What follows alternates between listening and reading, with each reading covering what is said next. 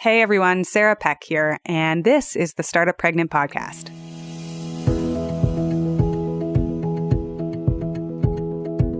Today in this mini episode, I want to talk about control and influence. So one of the biggest things with decision making and in measuring our goals and our outcomes and our progress and how well we think we're doing or how well we think we are perceiving how we're doing is whether or not something is in our control. So I want to dive into a coaching exercise that I love. It's a coaching practice that I've done with many people, and I've had myself do when I'm working with other coaches. That was a weird way of saying that. I've done with a lot of other coaches that I've worked with. So let's talk all about control. Welcome to the Startup Pregnant Podcast, where we talk to creative leaders about what it means to be an entrepreneur and a parent. I'm your host, Sarah K. Peck. As always, hit subscribe wherever you listen to podcasts, and if you have a minute to leave us a review, we would love that. If you need any of the show notes from the show, head to startuppregnant.com.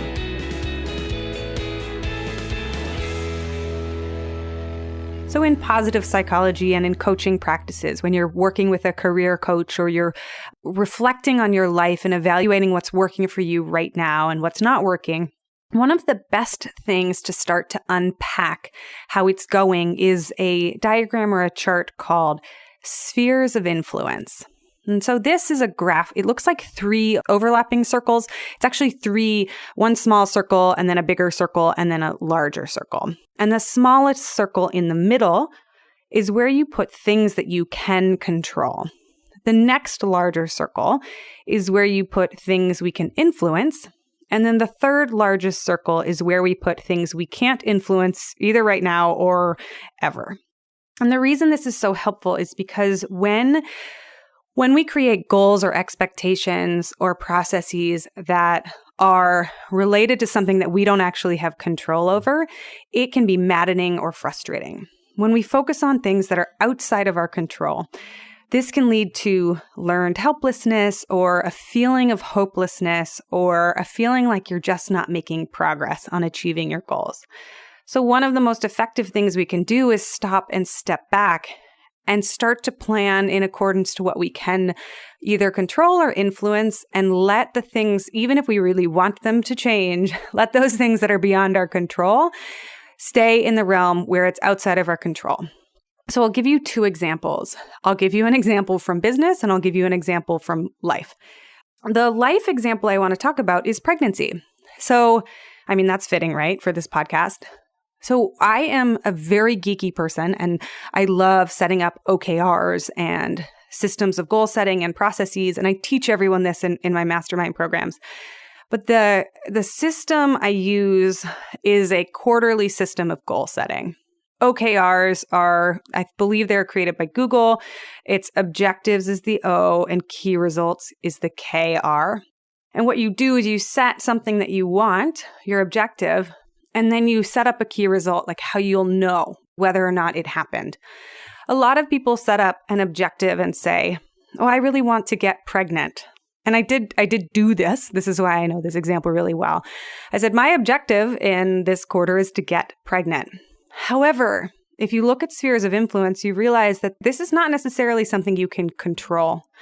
This might be something you can influence, but it's not necessarily within our control, which is one of the reasons why it's a really hard thing in life. So instead of setting a goal that says, by October, I'm going to get pregnant, a way to reframe this so that it's within your control. You listeners may laugh out loud when you hear this, but one way of writing a better goal would be have lots of sex, if that's the method you're using for trying to get pregnant, because that is something you can influence. Maybe it's not perfectly within your control because that requires a partnership, but you can influence that. And maybe the thing that's really within your control is make lots of opportunities to have sex.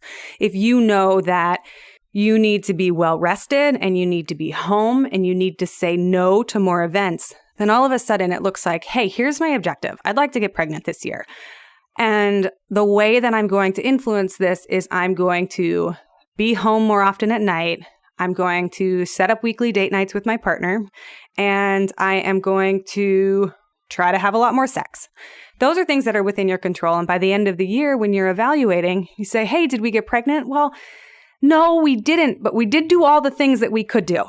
We did everything within our power to try to make it happen. And that, to me, helps relieve the feelings of helplessness or hopelessness when you're like, I got to the end of the year, the only thing I wanted to do was get pregnant, and I didn't. Well, it's because it's outside of our realm of control in a lot of circumstances. A business example would be something like grow subscribers from X to Y. Let's say you have 200 subscribers on your email list and you want to grow to your first 500 subscribers because that's a metric that you're using to evaluate your business. The trick here is that that's actually a little bit beyond your control. There are projects and there are methods and there are systems you can use to start to change that number. But the thing that's actually in your control might be create my first lead gen opt-in. And if you don't know what that is, that's like when you go to a website and the pop-up shows up, it says, get our free book with recipes. That's a lead magnet. It's something that we want to generate lots of people to subscribe by giving them this thing that they can sign up for. So your actual goal might be make my first lead magnet, or it might be write a lot of blog posts, or it might be share my blog posts with at least 100 friends. Those are things that are within your control. You know that you can write emails. You know that you can make the book. You know that you can write the blog posts. You don't know exactly how many people will sign up to your email list because of each individual action that you take, but it is within your control, and you can get to the end of a quarter or a year and evaluate and say, hey, how many emails did we get? How many subscribers did we get from the lead generation magnet? How many did we get from the blog post? How many did we get from just straight up asking people? And get information about how well your systems are working. So that is it for today's mini episode. The idea that there are things that are within our influence or control and there are things that are outside of it is really important when we look at goal setting and planning ahead, because when we set goals that we can't actually change, that's a recipe for feeling like you're banging your head against the wall. So sometimes it just takes tweaking something from should we get pregnant to, all right, you know what I can control? Have lots of sex, or go to the fertility doctor, or make an appointment with my doctor, or I'm going to try artificial insemination 3 times this year and see what happens. Those are things that we can try to influence or control. And when we do that, sometimes it makes it feel a little better, and it makes us feel like we have a little more power over influencing our lives and our goals. Thanks for listening to this mini episode. And as always, I ask you this on every episode, but it's because I want it. Please leave a review. It means a lot to us. All the reviews tell people that this is a podcast worth listening to. And if you're listening to it now, I'm going to take a guess that you think it's worth listening to. So take a minute, leave us a review, and tell a friend about this podcast if you think they would find it useful.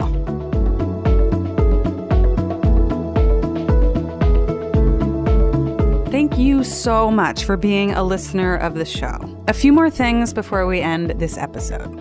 First, if you know of a woman or a friend that would benefit from this show, send them a link to our website at startuppregnant.com. So many of you have already reached out and shared your stories, what this podcast is doing for you. And for that, I am so grateful.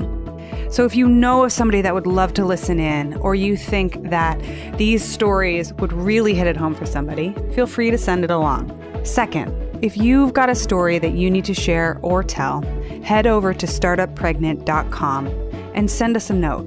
We have had so much reader mail already, and your stories mean the world to us. We are proudly listener-sponsored, so if you want to sponsor the show and hear more episodes, head over to our Patreon page and you can buy us a cup of coffee, or 2 or 3. We'll take many cups of coffee.